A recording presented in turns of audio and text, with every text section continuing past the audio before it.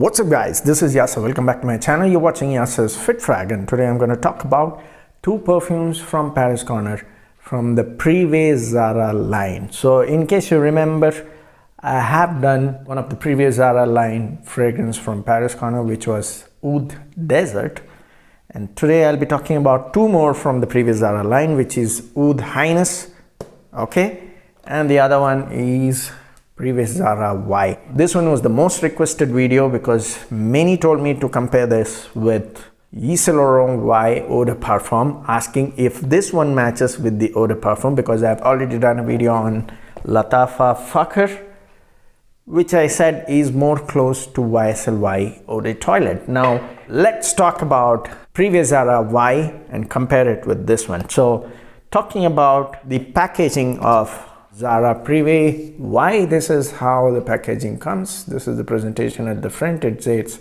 80 ml Eau de Parfum Y from the previous Zarah line, and it says Paris Corner here. You can see the note breakdown here as well, and the expiry date is July 2025, which means it was manufactured in July 2020, because they usually give 5 years shelf life. Doesn't mean that you can't use it after that.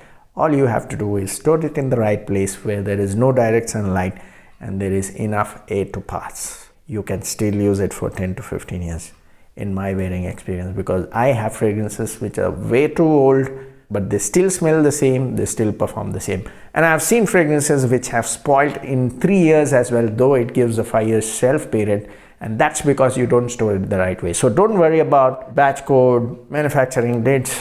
Just be mindful about the storing method. So talking about the bottle, this is how the bottle comes. It has a very nice sticker at the front. It's pretty much same like this one. It has the same printing with the note breakdown, blah blah, and it has a very nice detailing at the cap, and the bottle is beautiful, guys.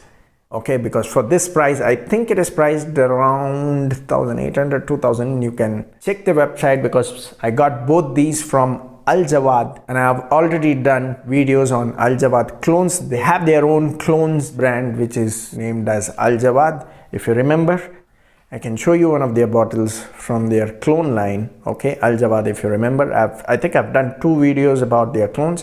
Some of their clones are absolutely gorgeous. I'll talk about their clone separately. I'll do a separate video on this one, because this video is only about Paris Corner. So that's how the bottle is. Like I said, the bottle is very elegant for the price. You can check out their website. I'll be giving in the video description area and see what prices are. They have recently started with Paris Corners and few other UAE brands as well, along with their clone lines. You can also order decants. They give decants option as well of most of their fragrance collection that they have, and that's the best part. So it's an advantage there as well. In case you want to try decant of any of these Paris Corner line which are available in their website, you can definitely order their decant. So check their website. I'll be giving the number as well. You can contact the owner directly or choose to check from their website. So coming to the scent, now if I have to compare it with the YSL Y Eau de Parfum, they definitely have similarities, but I'll tell you where the differences come. Now this also has a beautiful green apple opening with a touch of ginger and a bit of sage as well. If you ask me how close they are, I would say about 80 to 85% close, because that's how close they are. There's a very good match.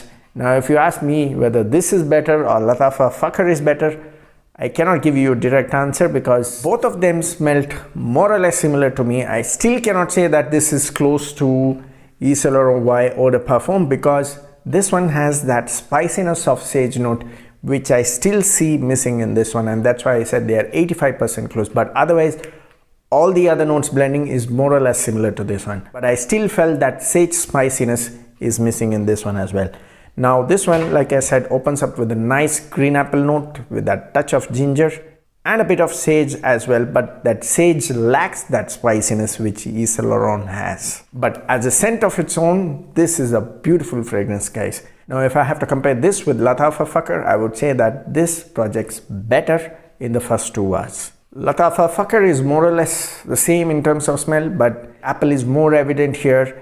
And in the mid, it somewhat gives the feel of a lavender vibe, and that lavender sort of feel is actually giving the push to the projection in this one. It definitely has better projection than Latafa Fakr, because when I tested them side by side, I was sort of nose blind because both of them smelled similar to me, and I was finding it difficult to understand which one actually smells stronger. So what I did was I went to my wife, asked her to sniff both my arms and tell me which one smelled stronger. And I kept doing this every 1 hour to 2 hours, and she still said this one smells stronger, which was on my left arm. I did not tell her which one I was testing. I just asked her, do they smell the same? She said yes. And I asked her which one smells stronger, and each time I asked her, she said this one smells stronger, just by sniffing my arm, not by showing the bottle, because she doesn't know any of these brands at all. So that way I have to conclude that this performs kind of better than Latafa Fakr. So it's up to you which one you want to pick, because there's a price difference as well, there's a bottle difference, smell is more or less similar, there's a performance difference. So you choose based on your budget. If you're looking for a slightly better projection with the same Yves Saint Laurent Y vibe, go for this one. As simple as that. So the lasting was, this one was about 6 to 8 hours, I would say, because after 5 hours it was kind of mild, but my wife said that this one was still evident for about 7 hours.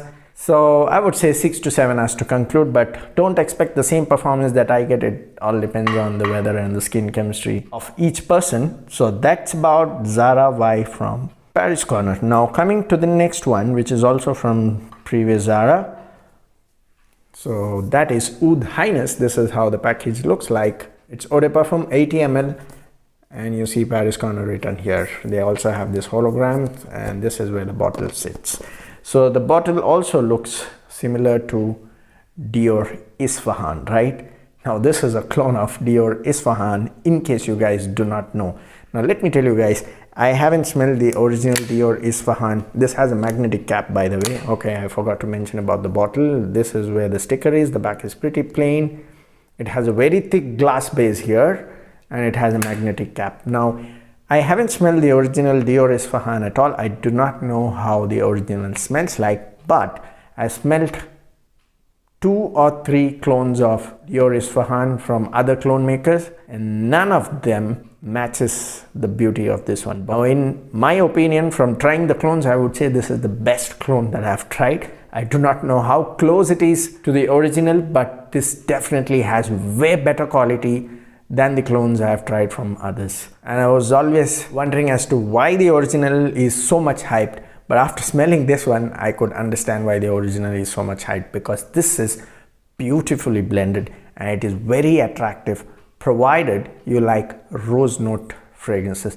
Now the rose in this one is not the typical feminine kind of rose at all. Now to put it in simple, this smells like the mouth freshness sauce that you get in restaurants after you have your food, with that sugar coating and that bit of, rose flavor. I don't know if you have had that in any of the restaurants. I'm not talking about the simple sugar coated ones. Sometimes you get, mixed with other flavors as well, which has that slight rose note. That's how I felt when I applied this one. So the most prominent note here is that nice touch of rose with a beautiful touch of saffron and a very nice dose of florals.